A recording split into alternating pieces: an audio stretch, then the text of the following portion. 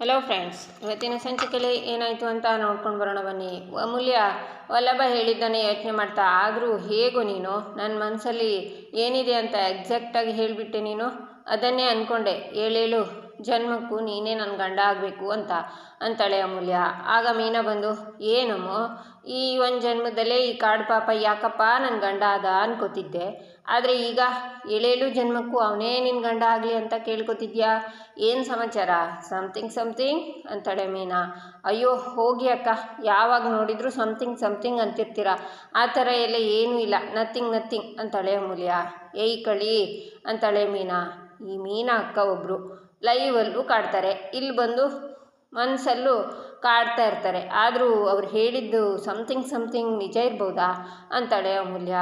ಈಚೆ ಸೂರ್ಯಕಾಂತ್ ಯೋಚನೆ ಮಾಡ್ತಾ ಛೇ ಅಂತ ಸೋಫಾ ಮೇಲೆ ಕೂತ್ಕೋತಾರೆ. ಅಣ್ಣ ಯಾಕಣ್ಣ ಇಷ್ಟೊಂದು ಯೋಚನೆ ಮಾಡ್ತಿದ್ಯಾ ಅಂತಾರೆ ಚಂದ್ರಕಾಂತ್. ಆ ವಲ್ಲಭ ಊರ ಜನರ ಮುಂದೆ ಏನು ಹೇಳ್ದ ಅಂತ ಕೇಳಿಸ್ಕೊಂಡೆ ನೀನು? ಆ ನಂದ ನಮ್ಮನೇಲಿ ಕೆಲಸ ಮಾಡ್ಕೊಂಡಿದ್ದವನು, ನಾವು ತಿನ್ನುವಾಗ ಬಿದ್ದ ಎಂಗ್ಲನ್ನು ಬಾಚ್ಕೊಂಡಿದ್ದವನು, ಅವನ ಕಾಲು ಮುಟ್ಟೋಕ್ಕೂ ಯೋಗ್ಯತೆ ಇಲ್ಲ ಅಂದ ಆ ವಲ್ಲಭ. ನಮ್ಮ ಮಧ್ಯೆ ಏನೇನು ಮಾತಾಡ್ಕೋತೀವಿ ಅನ್ನೋದು ಮುಖ್ಯವಲ್ಲ ಕಣೋ, ಹೊರಗಿನ ಸಮಾಜ ನಮ್ಮನ್ನು ಹೇಗೆ ಪ್ರತ್ಯಕ್ಷವಾಗಿ ನೋಡುತ್ತೆ ಅನ್ನೋದೇ ಮುಖ್ಯ. ಹಾಗಿರುವಾಗ ಅದೇ ಸಮಾಜದ ಮುಂದೆ ನನಗೆಷ್ಟು ಅವಮಾನ ಆಯಿತು. ನೀನು ನೋಡಿದರೆ ಸಮಾಧಾನ ಮಾಡ್ಕೊತೀಯ, ಹೇಗೋ ಸಮಾಧಾನ ಮಾಡ್ಕೊಳ್ಳಿ ಚಂದ್ರು ಅಂತಾರೆ ಸೂರ್ಯಕಾಂತ್. ಅಣ್ಣ ಆ ವಲ್ಲಭಂದು ತೀರಾ ಅತಿ ಆಯಿತು, ಅವನಿಗೆ ಮೊದಲು ಏನಾದರೂ ಮಾಡಬೇಕಣ್ಣ. ಒಂದು ತಿಳ್ಕೊಂಡ, ಆ ನಂದನ್ ವೀಕ್ನೆಸ್ಸು ಸ್ಟ್ರೆಂತು ಎರಡೂ ಅವನ ಕುಟುಂಬಕ್ಕೆ ಈ ವಲ್ಲಭ ಬೆಂಗಾವಲಾಗಿ ನಿಂತಿದ್ದಾನೆ. ಮೊದಲು ಈ ವಲ್ಲಭಂಗೆ ಏನಾದರೂ ಮಾಡಿದರೆ ಆಗ ನಂದನ್ ಸಾಮ್ರಾಜ್ಯ ಮುಳುಗೋಗುತ್ತಣ್ಣ. ಅವನಿಗೆ ಒಂದು ಮುಹೂರ್ತ ಇಡಲೇಬೇಕು. ನಮ್ಮನ್ನು ಕಾಲು ಕಸ ಮಾಡಿ ಅವನ ಹಿಂದೆ ಓಡಿ ಹೋದ್ಲಲ್ಲ ಆ ಅಮೂಲ್ಯ, ಅವಳಿಗೆ ಅವನ್ನ ಯಾಕಾದರೂ ಕಟ್ಕೊಂಡು ಅಂತ ಅಸಹ್ಯ ಪಡಬೇಕು, ಹಾಗೆ ಮಾಡಬೇಕು. ಇವತ್ತು ಆ ವಲ್ಲಭ ಮಾತಾಡಿದ್ನಲ್ಲ, ಆ ಒಂದೊಂದು ಮಾತಿಗೂ ಅವನ ಬೆಲೆ ಕಟ್ಟಲೇಬೇಕು ಅಂತಾರೆ ಸೂರ್ಯಕಾಂತ್. ಹೌದಣ್ಣ, ಬೆಲೆ ಕಟ್ಟಲೇಬೇಕು, ಬೆಲೆ ಕಟ್ಟೋ ಹಾಗೆ ನಾವು ಮಾಡಬೇಕು ಅಂತಾರೆ ಚಂದ್ರಕಾಂತ್. ಈಚೆ ವಲ್ಲಭ ತಿಂಡಿಗೆ ಕೂತಿರ್ತಾನೆ. ಆಗ ಕಾಲ್ ಬರುತ್ತೆ ಫೋನಲ್ಲಿ. ಸರ್, ನಾನು ಲೊಕೇಶನ್ಗೆ ಹೋಗಿ ಕಾರ್ ಪಿಕ್ ಮಾಡ್ತೀನಿ ಸರ್ ಅಂತ ವಲ್ಲಭ ಹೊರಡುವಾಗ ತಿಂಡಿ ಅಂತ ಗಿರಿಜಾ ಅವನಿಗೆ ತಿನ್ನಿಸ್ತಾ ಬರ್ತಾರೆ. ಹೀಗೆ ಅವನು ಆಚೆ ಈಚೆ ಓಡ್ತಾ ಇರುವಾಗ ಗಿರಿಜಾ ಅವನಿಗೆ ತಿನ್ನಿಸ್ತಾರೆ. ಸರ್ ಬಂದೆ 20 ನಿಮಿಷ ಅಂತ ವಲ್ಲಭ ಆಚೆ ಹೋಗುವಾಗ, ಅಯ್ಯೋ ದೇವರೇ, ಅವ್ರು ಯಾರೋ ಫೋನ್ ಮಾಡಿದರು, ತಿಂಡಿ ಮಾಡುವಾಗ ತಿಂಡಿ ಬಿಟ್ಟು ಎದ್ದು ಹೋಗಲಿ, ತಿಂಡಿ ಬಿಟ್ಟು ಹೊರಟು ಹೋಗ್ತಾನಲ್ಲ ಅಂತ ತಿನ್ಸೋಕೋದ್ರೆ ಮನೆಯೆಲ್ಲ ಚಿಕ್ಕ ಮಗು ಥರ ಓಡಾಡ್ತಾನೆ. 5 ವರ್ಷ ಮಗುಗಾದರೂ ತಿಂಡಿ ಮಾಡಿಸ್ಬೋದು, ಇವನ ಕೈಲಿ ನನಗಾಗಲ್ಲ. ಅಮ್ಮು ಬಾ ಇಲ್ಲಿ ಅಂತ ಕರೀತಾರೆ ಗಿರಿಜಾ. ಆಗ ಅಮೂಲ್ಯ ಬಂದು, ಅತ್ತೆ ನಾನು ಎಷ್ಟು ಕೆಲಸ ಮಾಡ್ತಿದ್ದೆ, ಸುಮ್ಮನೆ ಕರೆದು ಡಿಸ್ಟರ್ಬ್ ಮಾಡ್ತಿದ್ರಲ್ಲ ಅಂತಾಳೆ ಅಮೂಲ್ಯ. ಖಂಡಿದಿನಮ್ಮ ನಿನ್ನ ಕೆಲಸನ ನೋಡು. ಅಮ್ಮೋ ವಲ್ಲಭ ತಿಂಡಿ ತಿಂತಿದ್ದ, ಯಾರೋ ಫೋನ್ ಮಾಡಿದ್ರು ಅಂತ ತಿಂಡಿನೇ ಬಿಟ್ಟು ಹೋಗಿದ್ದಾನೆ ಕಣೆ, ಬಿಟ್ಟರೆ ಹಾಗೆ ಹೊರಟು ಹೋಗ್ತಾನೆ, ತಗೋ ಅವನಿಗೆ ತಿಂಡಿ ತಿನ್ನಿಸು ಅಂತಾರೆ ಗಿರಿಜಾ. ನಾನು ಅವನಿಗೆ ತಿಂಡಿ ತಿನ್ನಿಸೋದಾ? ನೋ ವೇ, ಚಾನ್ಸೇ ಇಲ್ಲ ಅಂತಾಳೆ ಅಮೂಲ್ಯ. ಚೆನ್ನಾಗಿದೆ ಕಣೆ ನಿನ್ನ ವರ್ಷೆ, ನನ್ನ ಮಗ ಮುದ್ದೆ ಮಾಡಿ ನಿನಗೆ ಕೈ ತುತ್ತು ತಿನ್ನಿಸ್ಬೇಕು, ಅವ್ನು ಕೆಲಸ ಕೊಟ್ಟಿದ್ದಾನೆ, ಟೈಮ್ ಇಲ್ಲ ಅವನಿಗೆ, ಸ್ವಲ್ಪ ತಿಂಡಿ ತಿನ್ನಿಸು ಅಂದರೆ ಆಗಲ್ಲಲ್ವಾ ನಿನ್ನ ಕೈನಲ್ಲಿ? ನೋಡಮ್ಮು, ಈ ಮನೇಲಿ ನಾನು ಅತ್ತೆ, ನೀನು ಸೊಸೆ, ಅತ್ತೆ ಹೇಳಿದ ಕೆಲಸ ನಾನು ಸೊಸೆ ಮಾಡಬೇಕು, ಸುಮ್ಮನೆ ತಿಂಡಿ ತಗೋ ಅವನಿಗೆ ತಿನ್ನಿಸು ಅಂತಾರೆ ಗಿರಿಜಾ. ಅತ್ತೆ ಅಂತಾಳೆ ಅಮೂಲ್ಯ. ತಗೋ ಅಂದೆ, ತಗೋ ಅಂತ ತಿಂಡಿ ಕೊಟ್ಟು ಹೋಗ್ತಾರೆ ಗಿರಿಜಾ. ಇನ್ನು ಈ ಬ್ಯೂಟಿಫುಲ್ ಕೈನಲ್ಲಿ ಏನೆಲ್ಲ ಕೆಲಸ ಮಾಡಬೇಕು, ಸೋ ಸ್ಯಾಡ್ ಅಂತಾಳೆ ಅಮೂಲ್ಯ. ಆಗ ವಲ್ಲಭ ಫೋನಲ್ಲಿ, ಸರಿ ಸರ್, ಇನ್ನೂ 20 ನಿಮಿಷ, ಓಕೆ ಲೊಕೇಶನ್ ಕಳಿಸಿ ಅಂತ ಕಾಲ್ ಕಟ್ ಮಾಡ್ತಾ ಅಲ್ಲಿಗೆ ಬರ್ತಾನೆ. ವಲ್ಲಭ ತಗೋ ತಿಂಡಿ ತಿನ್ನು ಅಂತಾಳೆ ಅಮೂಲ್ಯ. ನೀನು ಯಾಕೆ ನನಗೆ ತಿನ್ನಿಸ್ಬೇಕು, ನಾನು ತಿನ್ನಲ್ಲ ಅಂತಾನೆ ವಲ್ಲಭ. ಅತ್ತೆ ಹೇಳಿದ್ದಾರೆ ಕಣೋ ನೀನು ತಿನ್ನಿಸ್ಬೇಕು ಈಗ ಅಂತಾಳೆ ಅಮೂಲ್ಯ. ಏಯ್ ನಾನು ತಿನ್ನಲ್ಲ ಅಂದರೆ ತಿನ್ನಲ್ಲ ಕಣೆ ಅಂತಾನೆ ವಲ್ಲಭ. ತಿನ್ನಬೇಕು ಅಂದರೆ ತಿನ್ನಬೇಕು ಅಷ್ಟೇ ಅಂತಾಳೆ ಅಮೂಲ್ಯ. ಹೇಳಿದ ಅರ್ಥ ಆಗಲ್ವಾ ನಿನಗೆ ಅಂತಾನೆ ವಲ್ಲಭ. ಸರಿ ತಿನ್ನಲ್ವಾ ಅತ್ತೆ ಅಂತ ಕರಿತಾಳೆ ಅಮೂಲ್ಯ. ವಲ್ಲಭ ಅಂತಾರೆ ಗಿರಿಜಾ. ತಿನ್ನಿಸು ಅಂತಾನೆ ವಲ್ಲಭ. ಮತ್ತೆ ಕಾಲ್ ಬಂತು ಅಂತ ಮನೆಯಿಂದ ಹೊರಗೆ ಬರ್ತಾನೆ. ಅಮೂಲ್ಯ ಅವನ ಹಿಂದೆನೇ ಬರ್ತಾಳೆ. ವಲ್ಲಭ ಶೂ ಹಾಕ್ಕೊಳ್ಳುವಾಗ ತಿನ್ನಿಸ್ತಾಳೆ. ಸಾಕು ಕಣೆ ಅಂತಾನೆ ವಲ್ಲಭ. ಇದಿಷ್ಟು ತಿಂದು ಖಾಲಿ ಮಾಡಲೇಬೇಕು ಅಂತಾಳೆ ಅಮೂಲ್ಯ. ಈಚೆ ಸೂರ್ಯಕಾಂತ್ ಚಂದ್ರಕಾಂತ್ ಮನೆಯಿಂದ ಹೊರಗಡೆ ಬರ್ತಾ ಅಮೂಲ್ಯ ವಲ್ಲಭಂಗೆ ತಿಂಡಿ ತಿನ್ನಿಸ್ತಾ ಇರೋದನ್ನು ನೋಡ್ತಾರೆ.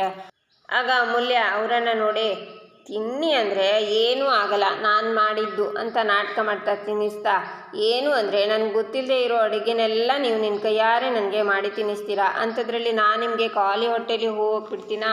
ಇನ್ನೂ ಒಂದೇ ಒಂದು ತುತ್ತು ಇರೋದು, ಎಲ್ಲಿ ಮಾಡಿ ತಿನ್ಕೊಂಡು ಹೋಗಿ ಅಂತ ಸೂರ್ಯಕಾಂತ್ ಕಡೆನೇ ನೋಡ್ತಾಳೆ ಅಮೂಲ್ಯ. ಏಯ್ ಯಾಕೆ ಇಷ್ಟೊಂದು ಡೌ ಮಾಡ್ತಿದ್ಯಾ, ಆವಾಗಿಂದ ರಾಗ ಇಳಿತಿದ್ಯಲ್ಲ ಅಂತಾನೆ ವಲ್ಲಭ.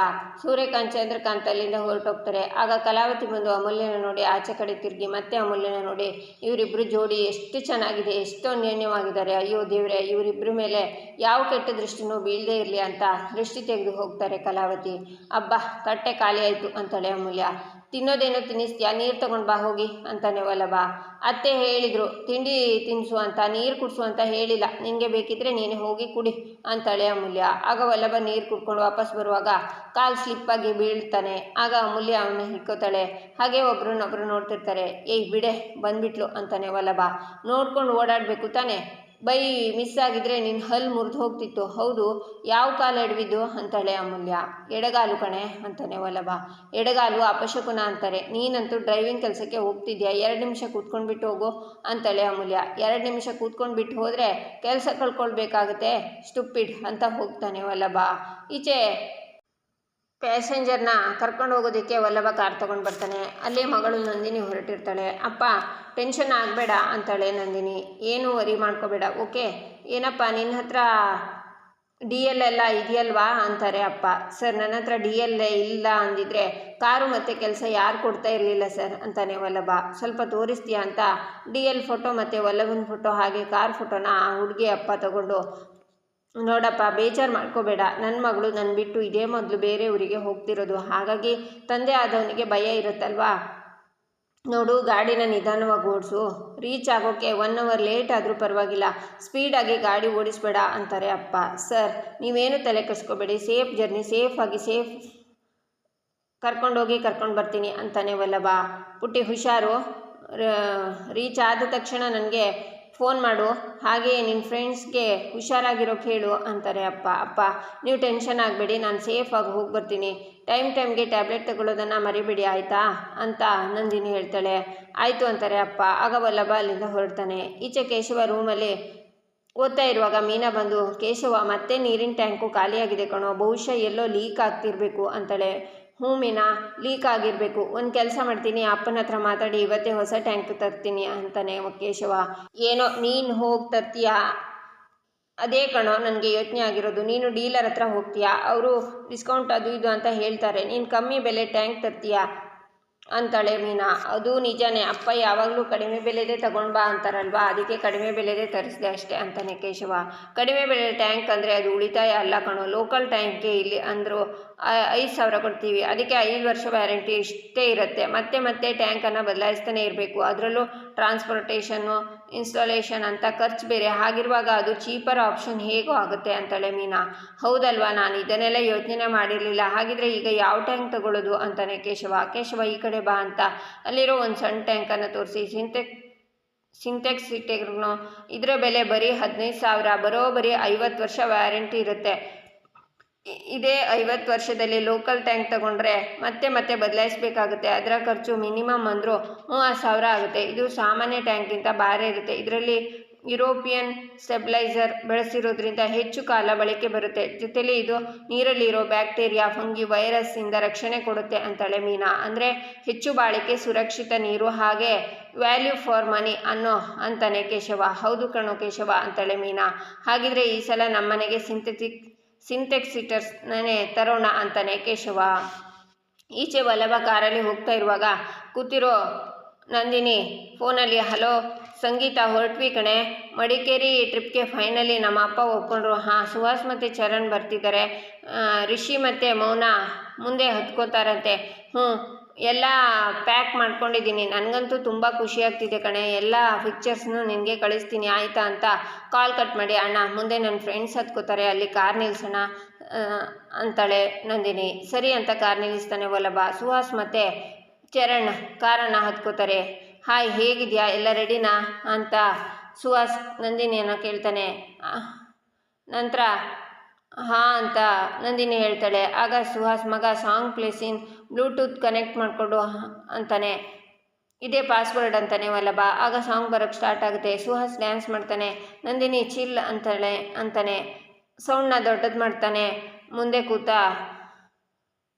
ಚರಣ್. ಆಗ ವಲ್ಲಭ, ಸೌಂಡ್ ಜಾಸ್ತಿ ಆಯಿತು, ಡ್ರೈವಿಂಗಿಗೆ ಡಿಸ್ಟರ್ಬ್ ಆಗುತ್ತೆ ಅಂತಾನೆ. ಸರಿ ಆಯಿತು, ಸರಿ ಮಾಡ್ಕೊ ಅಂತಾನೆ ಸುಹಾಸ್. ಅಣ್ಣ ಇಲ್ಲೇ ನಿಲ್ಲಿಸಿ ಅಣ್ಣ, ನನ್ನ ಫ್ರೆಂಡ್ ಇಬ್ಬರು ಇಲ್ಲೇ ಹತ್ಕೋತಾರೆ ಅಂತಾಳೆ ನಂದಿನಿ. ಹೌದಲ್ವಾ ಮತ್ತೆ ಬಿಟ್ಟೆ ಅಂತಾನೆ ವಲ್ಲಭ. ಏಯ್ ನಿಲ್ಲಿಸ್ಬೇಡ ಮುಂದೆ ಹೋಗು ಅಂತಾನೆ ಚರಣ್. ನಿಲ್ಲಿಸ್ಬೇಡ ಅಂತ ಹೇಳ್ತಾ ಇಲ್ವಾ, ನಮಗೆ ಗೊತ್ತು ಎಲ್ಲಿ ನಿಲ್ಲಿಸ್ಬೇಕು ಎಲ್ಲಿ ನಿಲ್ಲಿಸಬಾರ್ದು ಅಂತ, ಅವಾಗ ಹೇಳ್ತೀವಿ, ಇವಾಗ ನಡಿ ಸುಮ್ಮನೆ ಅಂತಾನೆ ಸುಹಾಸ್.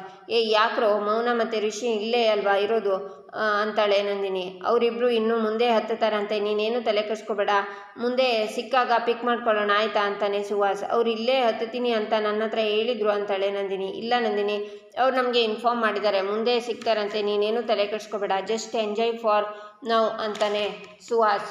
ಅವ್ರು ಮುಂದೆ ಹತ್ಕೋತಾರೆ, ನೀನು ಆರಾಮಾಗಿರು ಅಂತಾನೆ ಚರಣ್. ನಾನು ಒಂದ್ಸಲ ಅವರಿಗೆ ಕಾಲ್ ಮಾಡಿ ಕೇಳ್ತೀನಿ ಎಲ್ಲಿದ್ದಾರೆ ಅಂತ ಫೋನ್ ತಗೊಳ್ಳುವಾಗ ಸುಹಾಸ್ ಅವಳು ಫೋನ್ನ ಕಸ್ಕೊಂಡು, ಏಯ್ ನಂದಿನಿ, ನಾನು ಮತ್ತೆ ಅವನು ನಿನ್ನ ಹತ್ರ ಮಾತಾಡೋಕ್ಕೆ ಕಾಯ್ತಿದ್ದೀವಿ, ನೀನು ಬೇರೆ ರಿಷಿ ಮೌನ ಅಂದ್ಕೊಂಡು ಆಮೇಲೆ ಮಾಡಿವಂತೆ, ಜಸ್ಟ್ ಚಿಲ್ ಫಾರ್ ನೌ ಅಂತಾನೆ ಸುಹಾಸ್. ಆದರೆ ಅವರು ನನಗೆ ಒಂದು ಮಾತು ಹೇಳಿಲ್ವಲ್ಲ ಅಂತಾಳೆ ನಂದಿನಿ.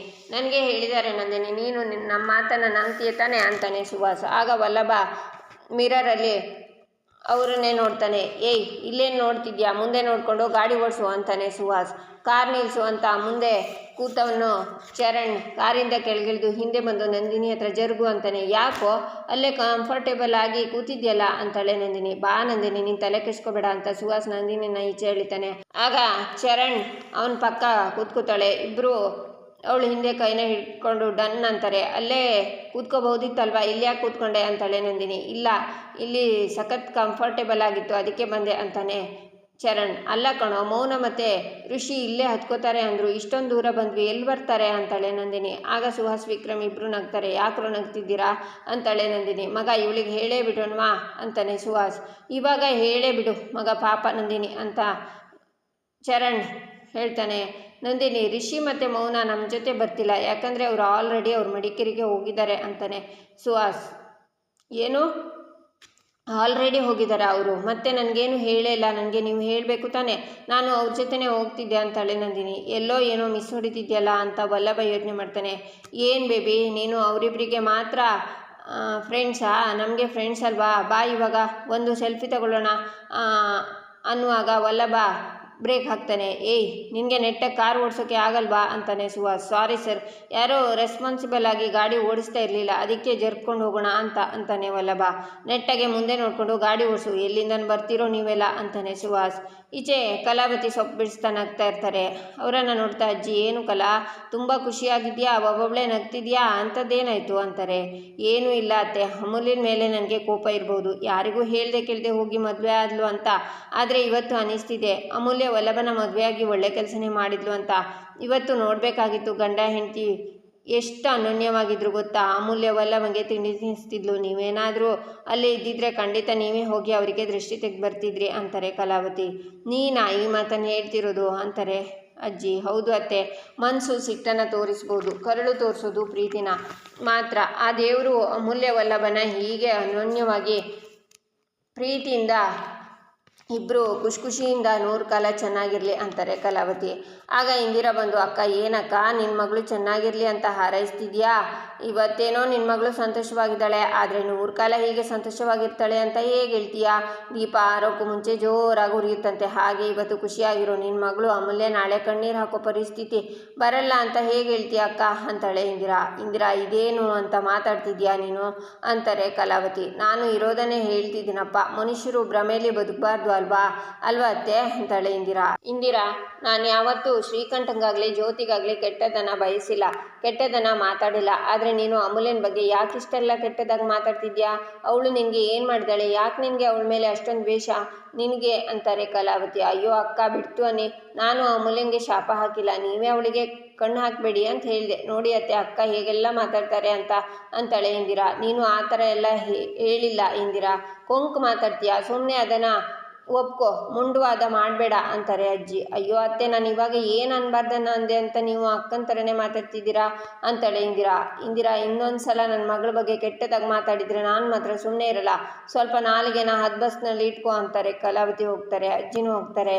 ಈಚೆ ವಲ್ಲಭ ಕಾರಲ್ಲಿ ಹೋಗ್ತಾ ಮಿರರಲ್ಲಿ ನೋಡ್ತಿರ್ತಾನೆ. ಆಗ ಚರಣ್, ಮಗ ಈ ಡ್ರೈವರ್ ಯಾಕೋ ಸರಿ ಹೋಗ್ತಿಲ್ಲ ಕಣೋ, ರೋಡ್ ನೋಡ್ಕೊಂಡು ಗಾಡಿ ಓಡಿಸು ಅಂದರೆ ಮಿರರ್ ನೋಡಿಕೊಂಡು ಗಾಡಿ ಓಡಿಸ್ತಾನೆ. ಆವಾಗಿಂದ ಅಂತಾನೆ, ಅಪ್ಪ ಡ್ರೈವರ್, ನಿನ್ನ ಸರ್ವಿಸ್ ನಮಗೆ ಸಾಕು, ನಮ್ಮನ್ನು ಮೈಸೂರು ಹತ್ರ ಡ್ರಾಪ್ ಮಾಡು, ಅಲ್ಲಿಂದ ನಾವು ಬೇರೆ ಕಾರ್ ಮಾಡಿಕೊಂಡು ಮಡಿಕೇರಿಗೆ ಹೋಗ್ತೀವಿ ಅಂತಾನೆ ಸುಹಾಸ್. ಸರಿ ಸರ್, ಆಯಿತು ಅಂತಾನೆ ವಲ್ಲಭ. ನಂದಿನಿ, ನೀನೇನು ತಲೆ ಕೆಡಿಸ್ಕೋಬೇಡ, ನಾವಿದ್ದೀನಿ ಅಂತ ನಂದಿನಿನ ಮುಟ್ಟೋಕ್ಕೆ ಶುರು ಮಾಡ್ತಾರೆ ಸುಹಾಸ್ ಮತ್ತು ಚರಣ್. ಈಚೆ ನಂದನ್ ಮನೆಗೆ ಪೊಲೀಸ್ ಬರ್ತಾರೆ. ಒಬ್ಬ ಅಕ್ಯೂಸ್ಡನ್ನು ಮನೇಲಿ ಇಟ್ಕೊಂಡು ತಮಾಷೆ ಮಾಡ್ತಾ ಇದ್ದೀರಾ ಅಂತಾರೆ ಇನ್ಸ್ಪೆಕ್ಟರ್. ನೀವೇನೋ ಕನ್ಫ್ಯೂಸ್ ಮಾಡ್ಕೊಂಡಿದ್ದೀರಾ, ನೀವು ಕರೆಕ್ಟಾಗಿರೋ ಅಡ್ರೆಸ್ಗೆ ಬಂದಿದ್ದೀರ ತಾನೆ ಅಂತಾನೆ ಕೇಶವ. ನನ್ನ ಹತ್ರನೇ ಕತೆ ಹೇಳಬೇಡ, ಎಲ್ಲಿದ್ದಾನೆ ಕರ್ಕೊಂಡು ಬಾ ವಲ್ಲಭನ ಅಂತಾರೆ ಇನ್ಸ್ಪೆಕ್ಟರ್. ಆಗ ವಲ್ಲಭ ಬರ್ತಾನೆ. ನೀವೇನೋ ವಲ್ಲಭ ಅಂತಾರೆ ಇನ್ಸ್ಪೆಕ್ಟರ್. ಯಾಕೆ ಸರ್, ಏನಾಯಿತು ಅಂತಾನೆ ವಲ್ಲಭ. ನಂದಿನಿ ಅನ್ನೋ ಹುಡುಗಿನ ಕರ್ಕೊಂಡು ಹೋಗಿದ್ಯಾ ತಾನೆ, ಆ ಹುಡುಗಿ ಕಿಡ್ನಾಪ್ ಆಗಿದ್ದಾಳೆ, ನೀನೇ ಕಿಡ್ನಾಪ್ ಮಾಡಿರೋದು ಅಂತಾರೆ ಇನ್ಸ್ಪೆಕ್ಟರ್. ಆಗ ಶಾಕ್ನಿಂದ ವಲ್ಲಭ ನೋಡ್ತಾನೆ. ಇಲ್ಲಿಗೆ ಈ ಸಂಚಿಕೆ ಮುಕ್ತಾಯವಾಗುತ್ತೆ. ಮುಂದಿನ ಸಂಚಿಕೆಗಾಗಿ ನಮ್ಮ ಚಾನಲನ್ನು ನೋಡಿ, ಸಬ್ಸ್ಕ್ರೈಬ್ ಮಾಡಿ, ಲೈಕ್ ಮಾಡಿ, ಸಪೋರ್ಟ್ ಮಾಡೋದನ್ನು ಮರಿಬೇಡಿ.